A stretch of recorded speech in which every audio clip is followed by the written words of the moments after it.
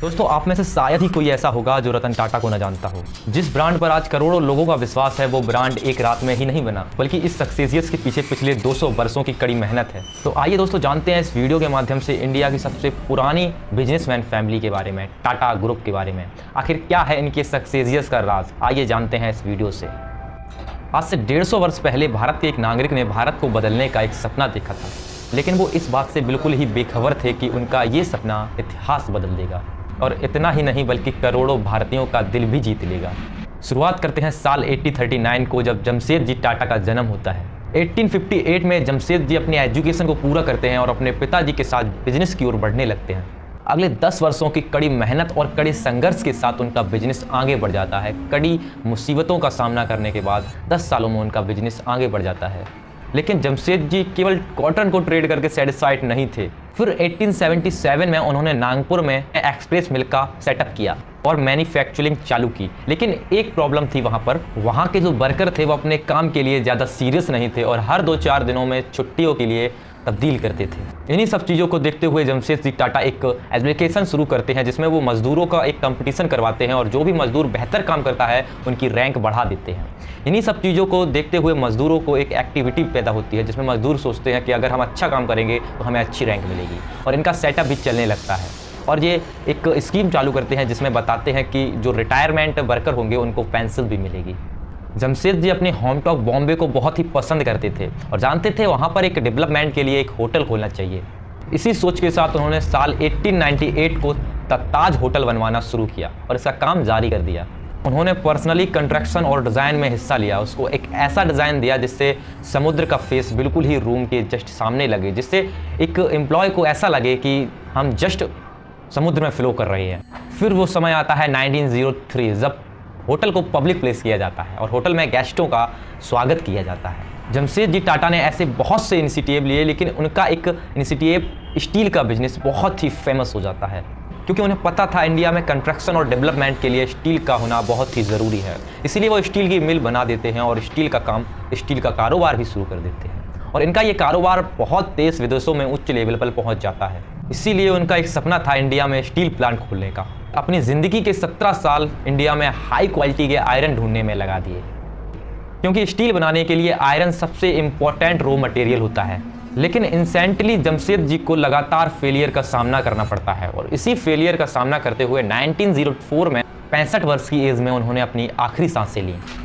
जमशेदजी के विजर्व और ड्रीम्स इतने बड़े थे कि उनको जीते जी पूरा करना इम्पॉसिबल था। इनके सभी ड्रीम्स को पूरा करने की रिस्पॉन्सिबिलिटी इनके बेटे तुरागजी टाटा ने ली। तुरागजी टाटा ने 1909 में इंस्टीट्यूट ऑफ साइंसेस को डेवलप किया। आगे चलकर IISc के इंडिया फर्स्ट सुपर कंप्यूटर का और इंडिया सुपर एयरक्राफ्ट का डेवलपमेंट करते हैं, और इसी के साथ एयरक्राफ्ट द हंसा का निर्माण करते हैं। फिर 1932 में तुरागजी टाटा की डेथ हो जाती है। जाने से पहले उन्होंने टाटा को एक कंज्यूमर स्टील का प्लांट दे दिया था, जो कि एक बहुत अहम रोल निभाने वाला था उस प्लेटफॉर्म पर। आता है 1938, जब टाटा का इनिशिएटेड मैनेजर टाटा ग्रुप के लीडर JRD टाटा को बनाया जाता है। JRD टाटा ने इस गेम प्ले में, मतलब इस बिजनेस प्ले में बहुत ही अच्छा रोल निभाया है।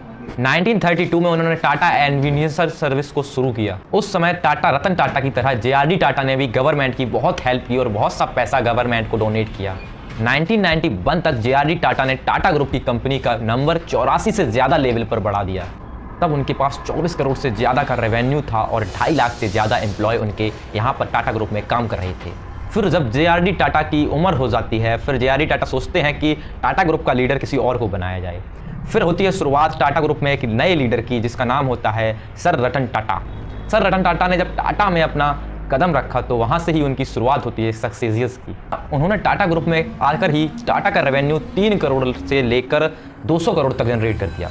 उनका ये रेवेन्यू सबसे अधिक था अब तक में। सर रतन टाटा जी का एक सपना था कि भारत में एक भारतीय कार बनाई जाए, एक इंडियन कार बनाई जाए, और इसके बाद रतन टाटा जी ने टेक्नोलॉजी पर फोकस किया। लेकिन कुछ समय बाद रतन टाटा जी को लगा कि एक गरीब फैमिली जो कि एक स्कूटर पर अपनी फैमिली को ट्रैवल करती है, वो एक बहुत सा दुखद उन्हें स्टेटमेंट लगा। लेकिन फिर उन्होंने सस्ते में एक कार को मैन्युफैक्चरिंग करने का सोचा, जिससे एक गरीब फैमिली भी अच्छी तरह से कार में ट्रैवल कर सके। फिर सर रतन टाटा जी अपने प्रॉमिस को निभाते हुए 2009 में अपने वादे को पूरा करते हैं और द इंडियन कार नैनो की फाउंडेशन करते हैं। इन्होंने इस कार का प्राइस 1 लाख जनरेट किया। बहुत से लोगों को लगता है कि 1 लाख की कार बहुत सी सस्ती है और इनका इसी सस्ती जनरेटिंग के कारण इनकी ये कार फ्लॉप हो गई, भारत में इनकी कार फ्लॉप हो गई। फिर सर रतन टाटा ने दिमाग लगाया और सोचा कि इंडिया में ही नहीं बल्कि बाहर विदेशों से भी बिजनेस करेंगे, जिससे हमारे देश की इकोनॉमी भी बढ़ेगी और हमारे देश को रोजगार भी मिलेगा। इसी सोच के साथ सर रतन टाटा जी ने रेंज रोवर और फ्लाइट जैसी कारों को परचेज किया और विदेशों में इनकी बहुत ही मांग बढ़ने लगी। सर रतन टाटा ने जाने कितना ही रुपया सरकार को डोनेट किया और इतना ही नहीं बल्कि सरकारी अस्पताल व हॉस्पिटल्स को बनाने में इन्होंने बहुत सारा रुपया डोनेट किया। इनका कहना था कि हम देश के लिए जीते हैं, ना कि अपने लिए। सर रतन टाटा की सक्सेस के पीछे एक सबसे बड़ा राज था, क्योंकि उनका कहना था कि अगर आपको तेज भागना है तो अकेले दौड़ना पड़ेगा, लेकिन अगर आपको ज़्यादा दूर तक जाना है तो सबको साथ लेकर जाना पड़ेगा। और इसी सोच के साथ टाटा ग्रुप अपना एक एक्सपेरिमेंट शुरू करता है। तो आज जो भारत की स्थिति है, शायद एक तरीके से देखा जाए रतन टाटा ने जितना डोनेट किया है भारत को उतना शायद ही किसी बिजनेसमैन ने किया हो।